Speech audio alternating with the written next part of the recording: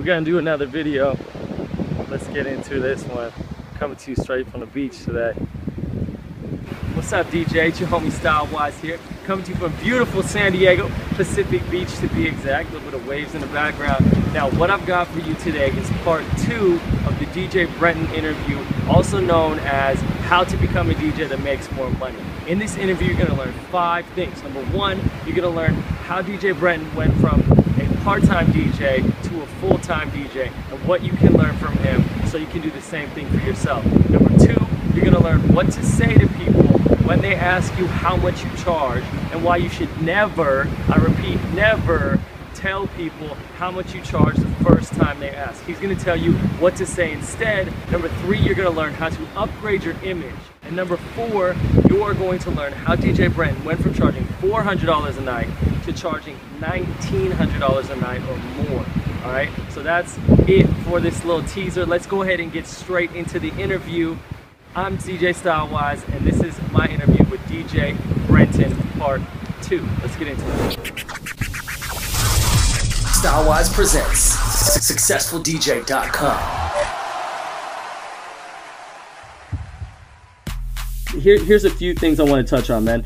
If you could walk us through what it was like to move from sort of 2 different points. 1, moving from DJing on the side to DJing full-time, and then 2, moving from just DJing full-time to having other DJs working for you. I actually went about it a little bit differently. I was a multi-op before I was a full-time DJ. So I had a full-time job, plus I was DJing on the weekends, and then I was sending all my other DJs on the weekends as well. Plus, after finishing my full-time job, I would come home and I'd spend like another 5 or 6 hours in my office. And yes, I had an office. It was a 3-bedroom house, and we took one of the bedrooms and we totally made it into an office. If you go in there, it's got the desk, it's got the papers, everything. Like, it looks like an office. We wouldn't meet with people in there because it'd be, you know, piles of paper. I would be scared for them to fall over on somebody. But, you know, I had to do all this work, and I still had to coordinate with all my DJs, and it was hard, you know, when you're at work and you're getting a phone call from a customer and you can't answer it. And we all know, if that person is shopping for DJs and she calls you in the middle of the day and you can't answer it, well, she's probably going to call the next DJ down the street, and whoever answers first gets the job, right? And then you call back later on saying, oh, sorry, I was at my other job. And to be honest, they don't care, because any other business that they're dealing with, that is their full time, right? If they called up the jewelry store and said, hey, I want an engagement ring for my wife, you know, you're not going to hear the jeweler say, oh, sorry, you know what, I was at my full-time job. You know, come in later on, the store's only going to be open between, you know, 5 p.m. and midnight, or like, that doesn't happen. It's all it's their business, so we got to treat it like a business. Now, I understand we can't just jump full-time right away, but it was easy moving from single to multi because the brand that we were offering, a lot of people wanted it. And so we found the DJs with similar personalities, and we trained them to be similar to us. Not the same, it's not a clone, because I've had people that have requested my DJs over me. And, you know, you don't know if it's a slap in the face or a compliment, because you train them really good, but then, you know, you being the owner, you thought you were the best, and you realize quickly that you're not. Right? Yeah, well, that's dope that you're open to that, because that means you can teach them things, and you can also learn things from them too. Yeah. Learn things from them, exactly. I've learned from my DJ. So yeah, moving from the single to the multi while still having another full-time job was fairly simple, because we had our brand set up, and we really pushed it, and we did a really good job. And then we handed out lots and lots of business cards at our events. Everybody comes up, if they request a song, they ask a question, they get a business card. Anything, they get a business card. Now, moving from part-time to full-time, I did it backwards, and if I could have redone it, I'd have been in a better place than I am today. But I was charging the same amount of money as I was when I was full-time with another job, as I was when I started full-time with my company. Not very much money at all, but you know, it was just kind of what we're used to. And you start struggling with it. But the best way for somebody else to do it is, I want them to charge as though they are already a full-time DJ, because they know they can do all the same things that a full-time DJ can do. They just got to put in the extra hours after work. But as long as they have, you know, a really nice answering service set up, which is pretty cheap, All people want to know is that they can get somebody on the phone and they say, hey, yeah, I'll have DJ Joe call you back, right away or as soon as he's, available. Fine. They already made that connection. When you call about the couple and you set up a meeting with them and you sit down and you show them all the detailed information about your company, when you present them a price, you present it as if you're a full-time DJ.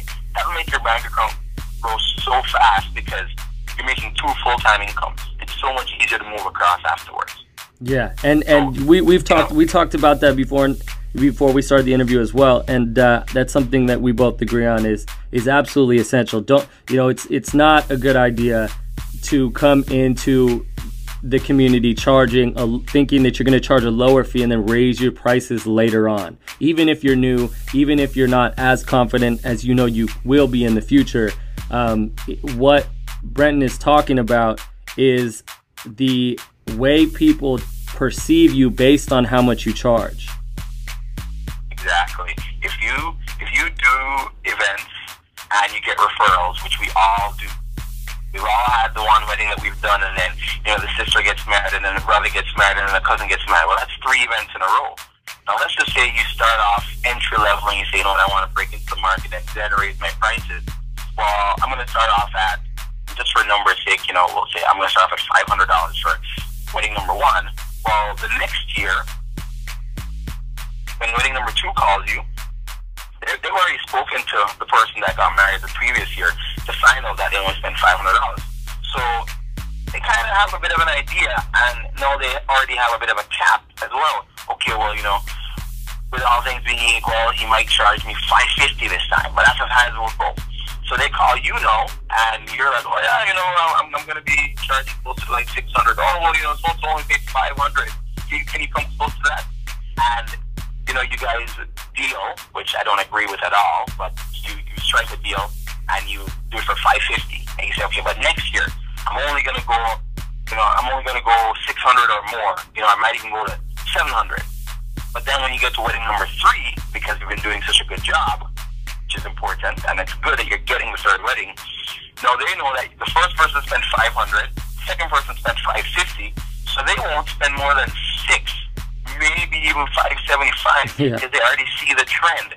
They know your trend, so they're going to be like, well, why are you going to try and charge me so much more when these 2 people? They don't care if it was a year or 2 or 3 years ago. They're just looking at numbers on a paper that the friend gave them in that wedding binder that we all know they can get at Chapters or Barnes and Nobles or wherever. And that's what they're looking at. They're looking at numbers. So every year you try to raise your prices, and they bring that down. They bring it down a little bit. So you only grow very little per year.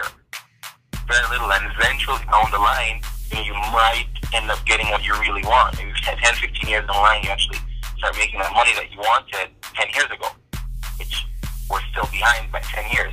Right. So what you do is, if you're serious about it and you want to charge a full-time rate, just do it. Just do it. It's like a Band-Aid. Just rip it off. Just do it. What's the worst that can happen? If they say no, it's not the end of the world, and no, you won't go bankrupt because one wedding decided not to. Right. And what you're saying is you can actually charge more from the beginning and succeed faster because of it. Exactly. All you have to do is show them the value, just point out to them why you're charging how much you are, because, hey, I'm a professional DJ. I spend all these hours after I'm done my regular job in the office to make sure that your event goes well. This is not a fly-by-night operation. I give up my weekends. I give up my family time. A lot of DJs have kids. And you're going to miss how many soccer games, how many practices? Right. For a couple $100 bucks? No, I got to be able to make money on the weekend so I can take my kids out in the week, hopefully to make it up to that. Right, and that's the key to communicating the value of your DJ services, understanding what makes your DJ services value in the first place. And Brenton, you are truly gifted when it comes to this, how you deal with price, what you're charging, booking gigs, and the process you have. Just one quick thing that I wanted to throw out there, just as a bit of an experiment for the other DJs. Let's just say, you're charging $500 for an event, and you want to honestly go to 1,000. You think you're really worth 1,000 deep down inside, even though you haven't asked for it yet. All things being equal, if somebody straight up said to you, how much can I pay you? You say, I wouldn't take more than $1,000. Well then, charge $1,000. Now, let's say we use 5 events as testing ground. Now, if you were staying at your regular $500 rate, after 5 events, you'd have $2,500, right? But if you went up to $1,000, well, then after 5 events, you'd have $5,000. Now, let's just say you say, you know what, I'm going to do this test run for 5 events, and after 5 events, I don't book any, then I'm going to go back to my 500, and, you know what, at least I know, right? Mm-hmm. Mm-hmm. I only lost $2,500, not $5,000. Mm-hmm. Now, let's just say, you know, based on the law of averages, you get to book 3 of those events. Well, 3 of those events at $1,000 each is $3,000. That's $5 more than you would have made and 2 less events. After you book those 3 events, would you honestly say, you know what, I didn't book all 5, I'm going to go back down to my $500? Or would you stay at 1,000 and say, you know what, man, I made $3 grand, an extra 5 that I was going to make, and I've also proved to myself that I'm actually worth it, I can actually make that money. Mm-hmm. So what, the other 2 didn't book you. That's fine, you get more time to spend with your family. Yeah, and what you would gain out of doing that on an emotional level, from, you know, just what you would learn about business, what you would learn about the experience of raising your price and how much you can charge, I think would be, you know, worth way more than what you'd lose. So really, it's an investment. It really is an investment, and I think if you're going to take one thing out of the interview, you know, experiment with raising your price, saying, okay, look, I'm a DJ and this is my job. I have a job just like you do. I have bills just like you do. Thank you for understanding. Now look, I charge this much and here's why. I want to just really quickly touch on the question you had asked me before. Mm-hmm. And you're asking about pricing. When we first started out, you know, 7-8 years ago, we were charging what the company was originally charging, which was $400 for a wedding. And, you know, business was okay. We were doing 3 weddings a day because we kind of started off that other company, right? And the company itself kind of started off as a multi. Now, after a couple of years, we moved up to 420.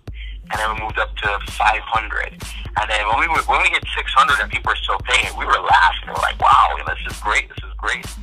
And then we kept attending Mobile Beat and all the other DJ conferences and all these other DJs. And I'm like, wow, you know what? This is great. And we tell the DJs about our services and what we offer. And they're like, oh my God, you guys are awesome. You guys only charge $600? Really? Are you crazy? So I'm like, wow, I don't want anybody to make a fool of me. And, you know, if they give me the compliment that I'm a better DJ than what I'm charging, so I went home and I started charging $775.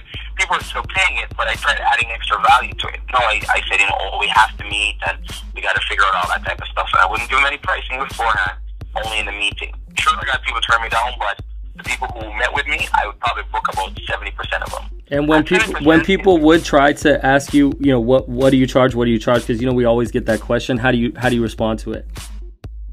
Well, back then, I didn't respond to it very well, and eventually I just kind of broke down and I gave them a price, and I kept my fingers crossed. Now, when somebody calls, I say to them, you know what? Price depends on what you need. And then, you know, they go off into the, well, I need, you know, 5 hours, starting here, ending here, just some music. Right. I said to them, okay, but there's still a couple other things that most of our couples don't know about until we sit and talk. And if anybody knows about details, it would be the DJ, because we sit and we watch the events unfold every weekend. And so I tell them, you know, well, we need to find out some more details, but also, before anything else, we need to find out if we're the right fit for each other. And they kind of like, huh? And I said, well, you know what? Think of it this way.